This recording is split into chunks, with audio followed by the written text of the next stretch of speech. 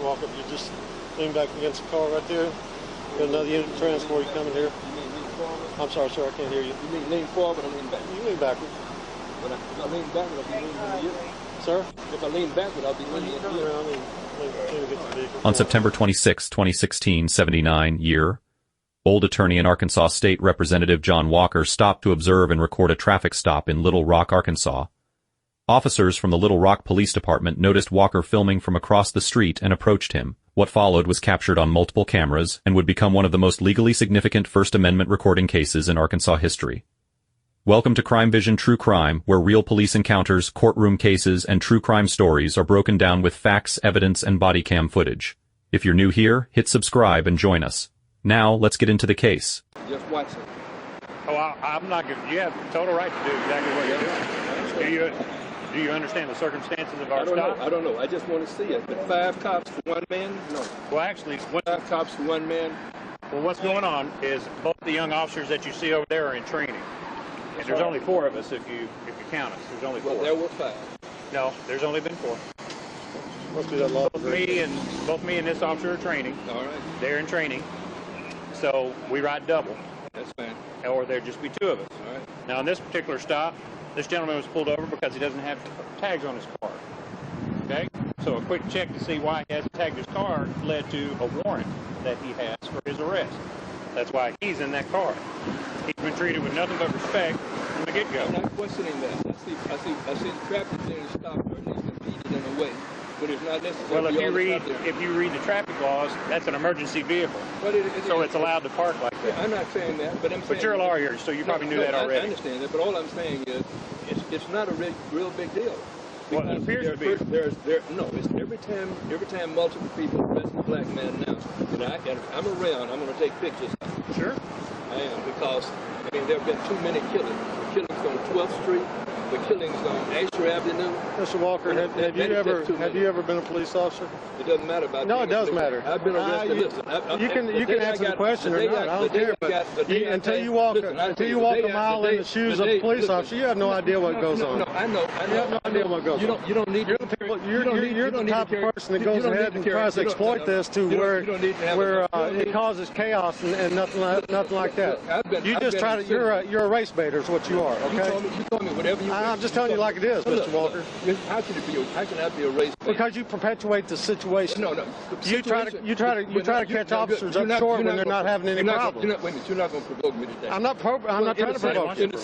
You're the one that's out here trying to provoke police officers, and it's not going to happen either. Wait a minute. What have I done to try to provoke? You sit there filming that. Let me ask you this. And this is not the first time you've done that. You've done this ever since I've been down here. I started in '94. You've been doing this ever since then. We passed the law. Okay. One law that I passed in the legislature was that we could record everything. I don't care if you record, but you're doing it to provoke. You're doing it to provoke. Because you're a race baiter, sir. Let me ask you this. I didn't ask you. I didn't invite you over here. Would you have stopped today and videoed had this been a young white male? I don't know. That's right. Because all I know is that I stopped. That's all I needed to hear. That's all I needed to hear. You're only here to cause trouble. So you are welcome to sit here and film all you want to. We're done. We're done. Come on. But look, I didn't know who was in that car. We didn't know the race. It's not necessary. No, you can say that. We didn't know the race of the person driving the car. Look. Okay? And you can say, look, or you did know, or whatever you want. It's a simple fact. You can't look through a window and with a darkened window and see who is in the vehicle. Okay? You arrest people in this area. It's a 50-50 shot. Boom. Than anything else. All you do is try to provoke people. Okay? That's all you do. But I tell you what, if you need our assistance, you give us a call. We'll be there. By all means, if you need help, call us. We'll help. We'll be there anytime you need our help. Officers initially approached Representative John Walker while he filmed from across the street, questioned him, and then allowed him to continue recording. That initial decision was constitutionally correct. Arkansas Code Section 5-71-106, legislation that Representative Walker himself co-sponsored and which became law on July 22, 2015, explicitly prohibits public officials from interfering with anyone using a recording device in a location open and accessible to the public unless the recording presents an actual risk to physical safety. The law defines interference broadly, including threats, coercion, direct orders to stop recording, detention, arrest, or the use of force. This statute did not exist in isolation.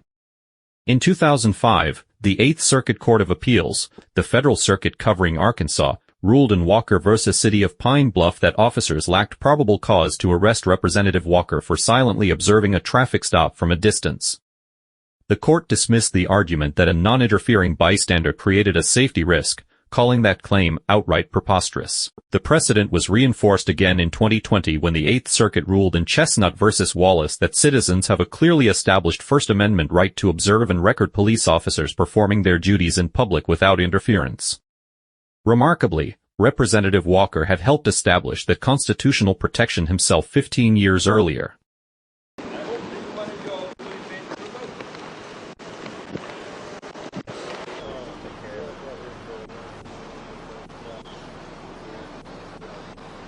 Back over there. Back over there. What? We got a right to... Okay, no you don't. You got a right to go over This there. is our scene. You're in the middle of my traffic stop. If you want to impede, Yeah, my traffic stop right now. you will go to jail. I'm not playing. Go back up that side, please. One more time and go back on that side. You are obstructing justice. Go back over there where you were at. You can do whatever you want to do. Over there.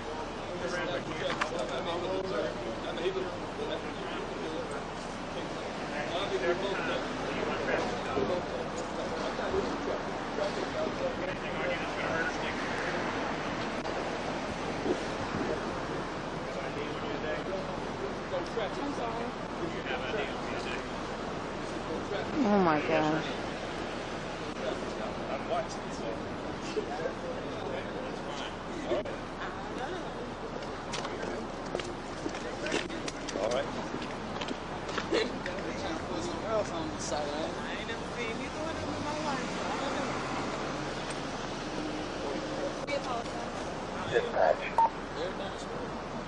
This is the thing, right? In the wake of all that's going on, I'm sure, you know, people have their own opinions on what... Okay.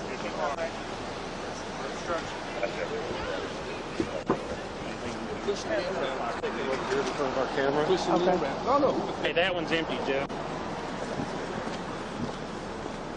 How do you say that?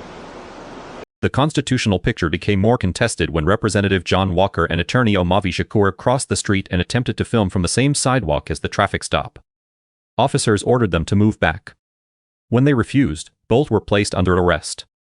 This legal conflict had already been addressed by the First Circuit in its 2014 decision in Garrick v. Begin. The court held that officers may impose reasonable time, place, and manner restrictions on the right to record police activity when specific circumstances such as an armed suspect or an active safety concern justify those restrictions. However, the court also made it clear that any order specifically limiting a person's First Amendment right to record is constitutional only if officers can reasonably conclude that the recording itself is interfering with, or is about to interfere with, their duties. In this case, 4 officers were managing a single traffic stop while Representative Walker stood on a public sidewalk. Whether his presence created a genuine safety risk strong enough to justify restricting his First Amendment rights remains a central legal question. So here's something to think about. When 4 officers are handling one traffic stop, at what point does asking a bystander to move become a legitimate safety measure, and when does it become an unlawful restriction on the First Amendment?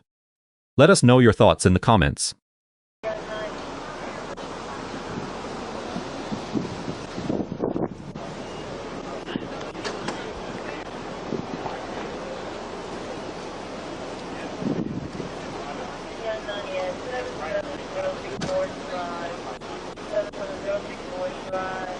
How are you? What's your name, Miss Ross? You just said it. What's your first name? Jay? Jay. Okay. Are you a trainee? Did you want to have it?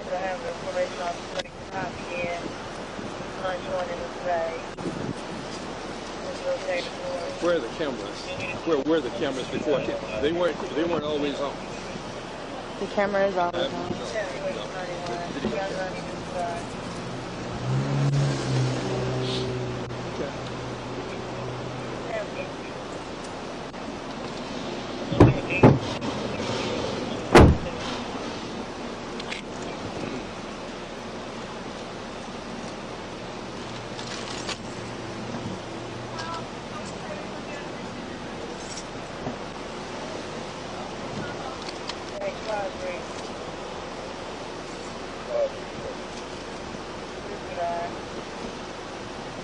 sir, Mr. Walker, just step back into my vehicle. You don't have to hold me. I'll go myself. Jason, Oh. Jason, you want him back there? I think he put the other guy back. You want him back there with him? All right, Mr. Walker, This stand up man against the car is right a there. lobby security. He's also a lawyer in the office.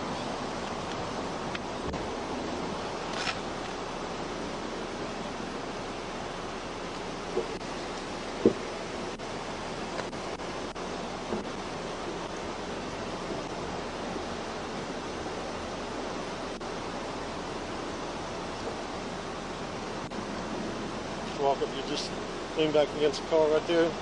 Got another unit of transport coming here. You mean lean forward? I'm sorry, sir, I can't hear you. You mean lean forward or lean back? You lean backward. If I lean backward, I'll be leaning into you. Sir? If I lean backward, I'll be leaning into Turn you. around and maybe get the vehicle if you want to. Stand up. I don't like to. 701 South Pine Street. 701 South Pine Street. Somebody gotta get quick address on that. Not gonna get quick address. Mr. Walker, you've been doing this long enough. You know better This than is to the walk. exact situation You know that better happened. than to walk up in there and stop traffic stop. Chaz, Chaz, He's beating the car. Do you not feel him beating the beat all at car? once. I want that microphone here Okay. with Mr. Walker. No, you don't have to have me say Oh, yes, anything. sir, I do. Well, you know, you've been doing this long enough. You know you don't walk up in an officer's traffic I stop. was not walking in an officer's traffic stop. Yes, I sir, walked you were. across the street and I was standing on the sidewalk. Sir, I was standing on You're the interfering sidewalk. with the I am government not operations. interfering with governmental Yes, sir, you operations. are. Well, you're gonna But get charged standing with up, but it. I understand you're going to charge me with it. Are y'all here to do our transport? Okay, never mind. I see him back over here. We've got two warrants here. He wants to come over and interfere with our operation, so. No, that is not true. Are y'all here to do our stop? Yeah, over here. All right, do our transport. Y'all take him. Make sure your camera and microphone are on at all times. All right. Yes, sir. The charge filed against Representative Walker was obstructing governmental operations under Arkansas Code Section 5-54-102, which makes it a crime to knowingly obstruct, impair, or hinder the performance of a governmental function. However, the statute contains a critical exception. It does not apply to conduct that a person reasonably believes is resistance to a public servant's unlawful action. Given the protections established by Arkansas Code Section 21-1-106 and the Eighth Circuit's earlier ruling in Walker v. City of Pine Bluff ***, Representative Walker had strong legal grounds to argue that the officer's order was itself unlawful. If that argument were accepted, his actions would fall outside the scope of the obstruction statute entirely. Step over here for me, sir. I've already been patted down and been. No, you're fine. I'm Officer Sanders, sir. Just for training purposes, I'm gonna let my officer let you pat you down here and say, therefore we let you have a seat. All right. I'll be honest with you. You want to put him in that position. I'll see him walk over here for me, sir.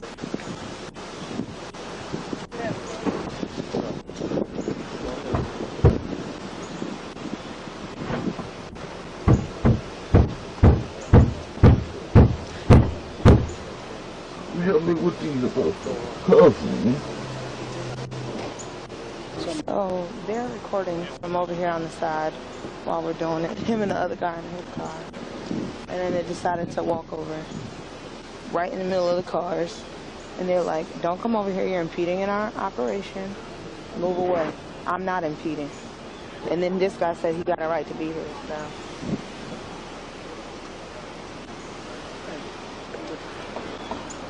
Come here. Let him go take care of it. So, both Walker and Shakur were charged with obstructing governmental operations. However, the case collapsed within just 24 hours. The day after the arrests, Little Rock Police Chief Kenton Buckner issued Representative Walker a formal letter of apology, acknowledging that the arrest should never have happened. He also launched an internal affairs investigation and committed to having the charges dismissed. Walker responded by refusing to accept the apology while the charges against Shakur remained active, insisting that both men deserved equal treatment under the law. 2 days later, prosecutors dismissed all charges against both individuals. Representative John Walker passed away on October 29, 2019, at the age of 82. He spent more than 5 decades fighting for civil rights in Arkansas, co-sponsored the state legislation that now protects every Arkansan's right to record law enforcement, and personally helped establish the 8th Circuit precedent that made arrests like his legally indefensible. Ironically, the officers arrested him under a statute that his own legal work had already rendered inapplicable to the very situation they encountered. If this case showed you how one person's legal legacy can outlast the officers who ignored it, share this video with someone who records police encounters and may not know their rights. Subscribe to Crime Vision True Crime and let us know your verdict in the comments. When a police chief issues a formal apology the very next day, is that genuine accountability or simply damage control? This was the case of State Representative John Walker, the man who sued the city of Pine Bluff in 1998, secured a landmark 8th Circuit victory in 2005, helped author Arkansas's recording protection law in 2015, and was still arrested for filming a traffic stop in 2016. In the end, the badge was put on trial by the very legal precedent its own jurisdiction had already established. Here on Crime Vision True Crime, we follow the law, examine the facts, and hold power accountable.